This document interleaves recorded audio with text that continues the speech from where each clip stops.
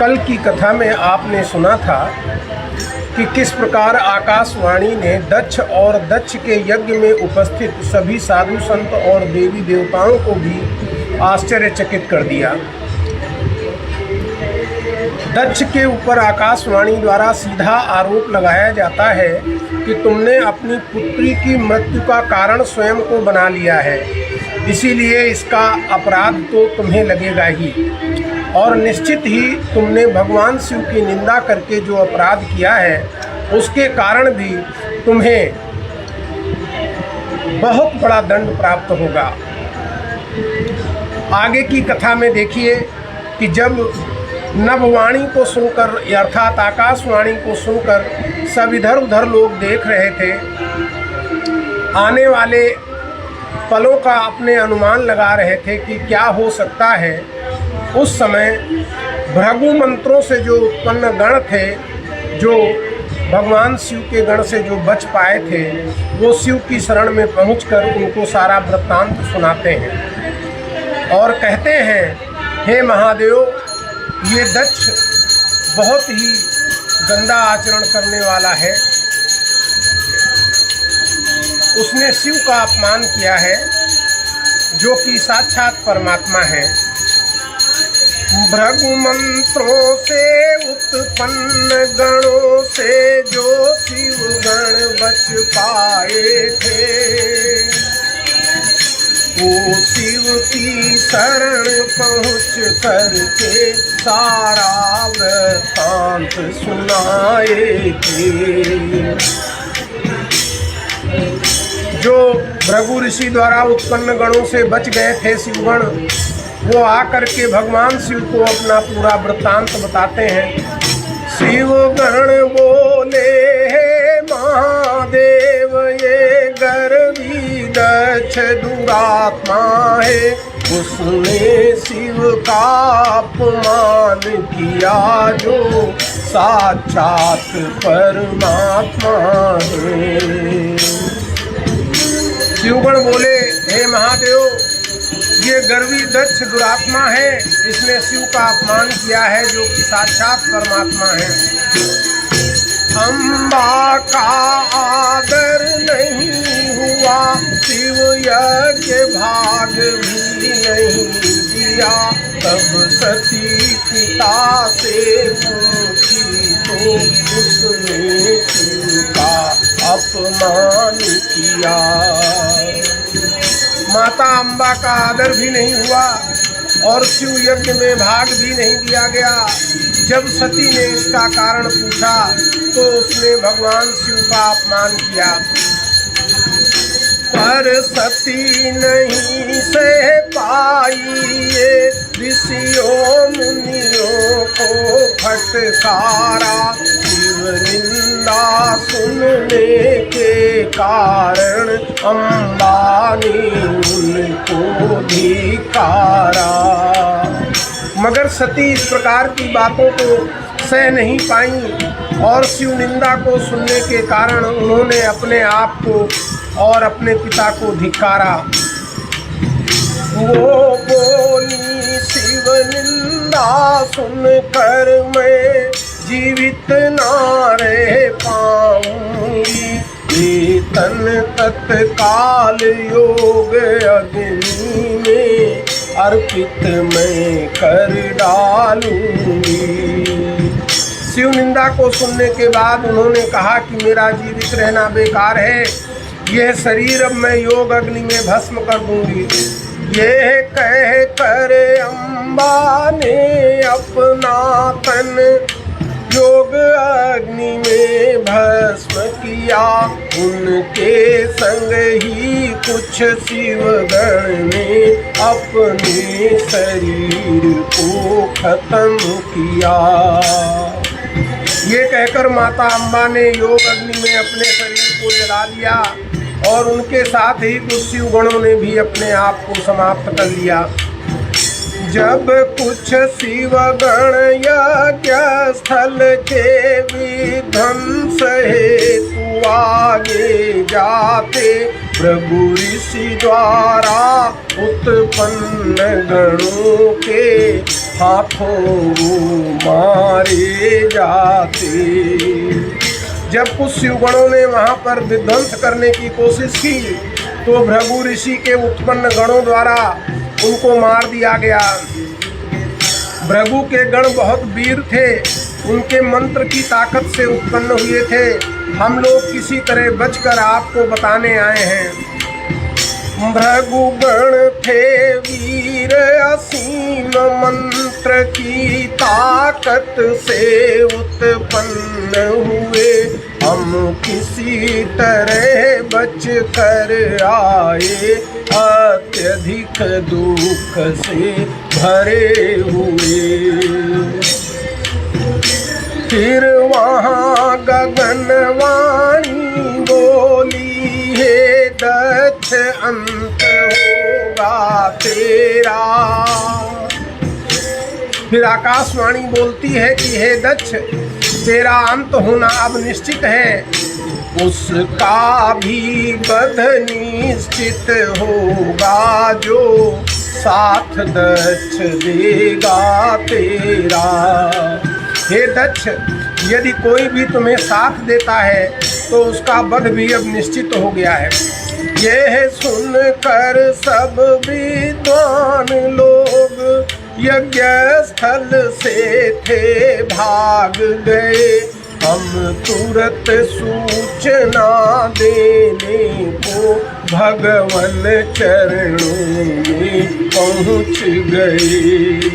जो विद्वान वहाँ पर संत थे वो यज्ञ स्थल से आकाशवाणी सुनकर भाग गए और हम आपको सूचना देने के लिए आए हैं। ब्रह्मा जी बोले, हे नारद, पार्षद की बातें सुन कर के शिव ने तेरे को ध्यान किया, अपने मन में चिंतन करके।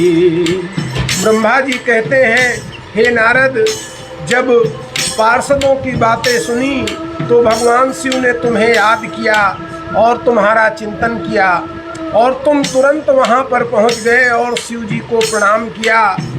शिव जी दक्ष के यज्ञ के विषय में पूछ रहे थे कि वहाँ आज क्या हुआ है। तुम तुरंत वहाँ पर जा पहुँचे, शिव को प्रणाम कर जोड़ हाथ।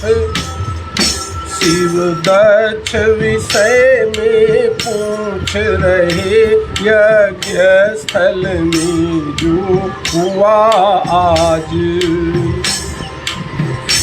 तुमने सारा घटनाक्रम शिव को क्रमशः जब बतलाया है, तब शिव शंकर के क्रोध तत्व का अंत नहीं रह पाया है।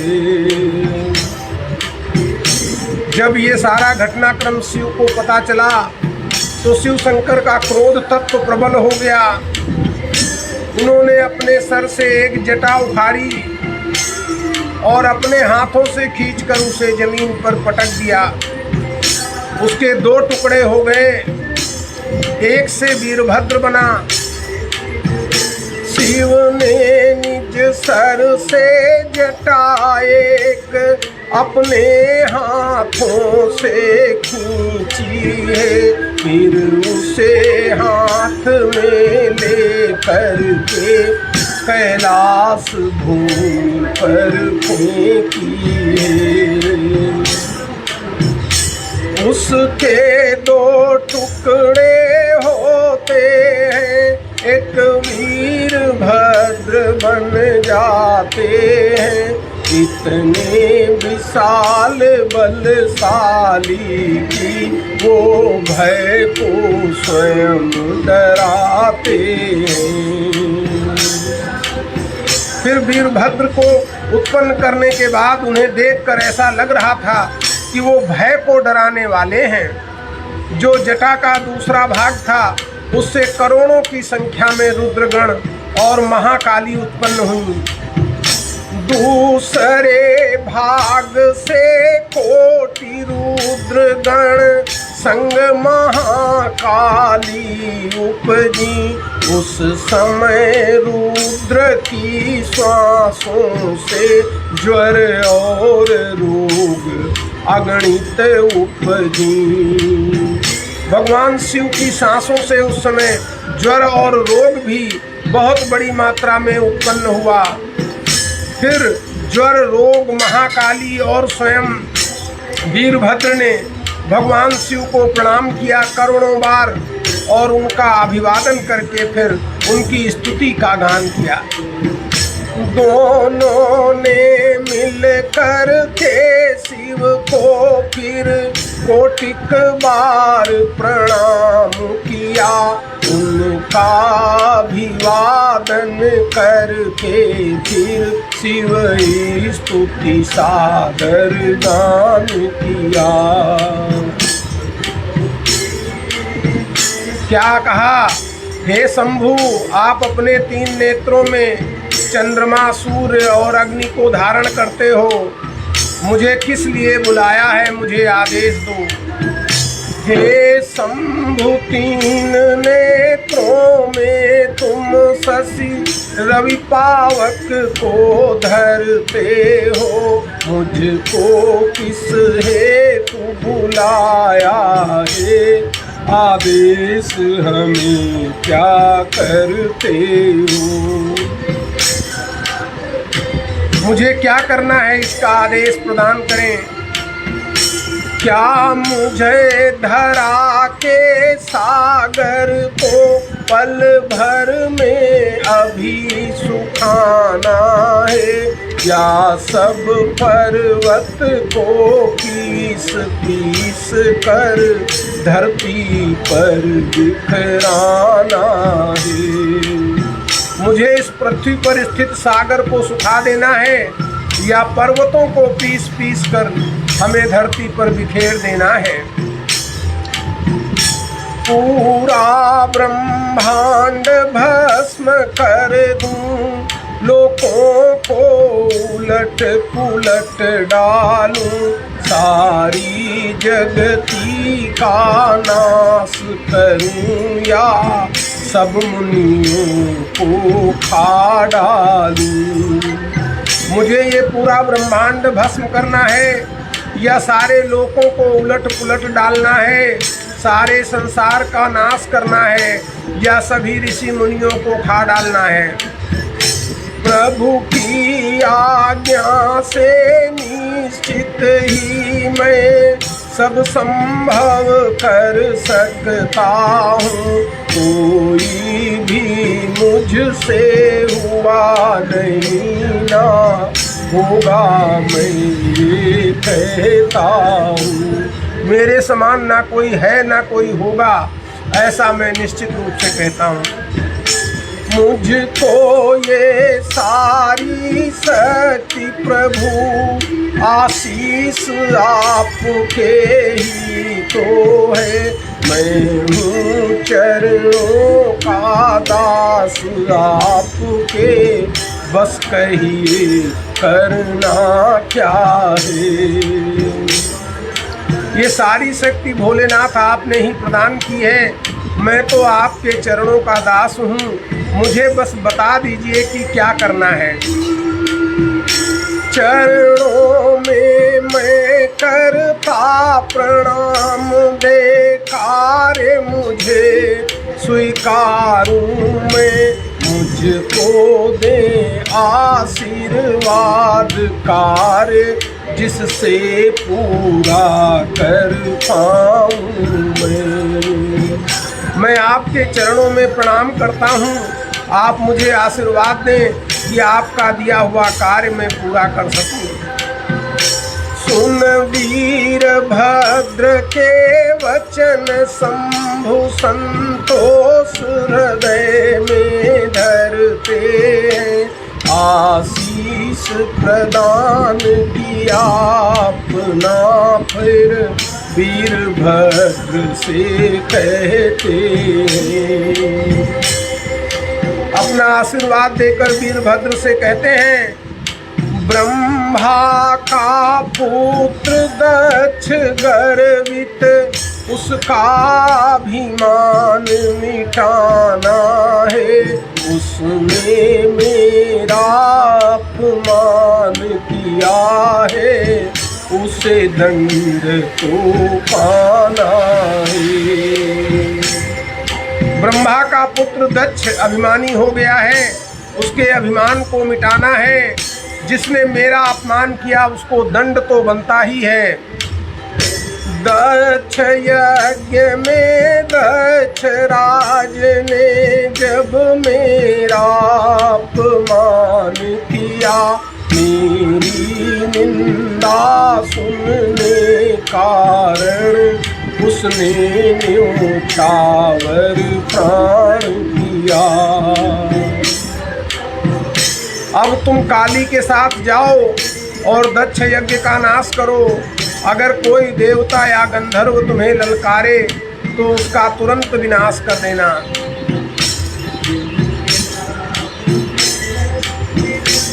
अब तुम काली के संग जाओ और दक्ष यज्ञ का नाश करो। यदि कोई सुर गंधर्व अन्य ललकारे तुरंत विनाश करो। अगर कोई भी तुम्हें ललकार रहा है तो तुरंत तुम उसका विनाश कर दो। ऋषि वरी दधीचि के वचनों पर जिसने भी ना विश्वास किया, उन सब को तुरंत विनाश करो। जिसने भी ऐसा पाप किया, जिसने भी ऋषिवर दधीचि की बातों को नहीं माना उसका तत्काल विनाश कर दो। आप सुन रहे हैं ज्योतिर्लिंग शिव मठ से शिव महापुराण का पाठ। आज आपने शिव महापुराण की रुद्र संहिता भाग 2 का अध्याय 32 सुना, जिसमें वीरभद्र को भगवान शिव द्वारा उत्पन्न किया गया, माता काली को भी उत्पन्न किया गया और उसके पश्चात उन्हें दक्ष को सबक सिखाने के लिए भेजते हैं। प्रत्येक दिवस आप ज्योतिर्लिंग शिव मठ से एक अध्याय शिव पुराण का नियमित रूप से श्रवण करते हैं। आप इसे हमारी फेसबुक पर लाइव प्रातःकाल देख सकते हैं और सायंकाल के समय इसे यूट्यूब पर भी देख सकते हैं। इसके अतिरिक्त हमारी वेबसाइट ज्योतिर्लिंगशिवमठ.in पर जाकर आप कभी भी इसे देख सकते हैं। कल पुनः अध्याय 33 के साथ, जिसमें वीरभद्र और महाकाली का यज्ञशाला की ओर गमन नामक अध्याय है, आप सुनेंगे।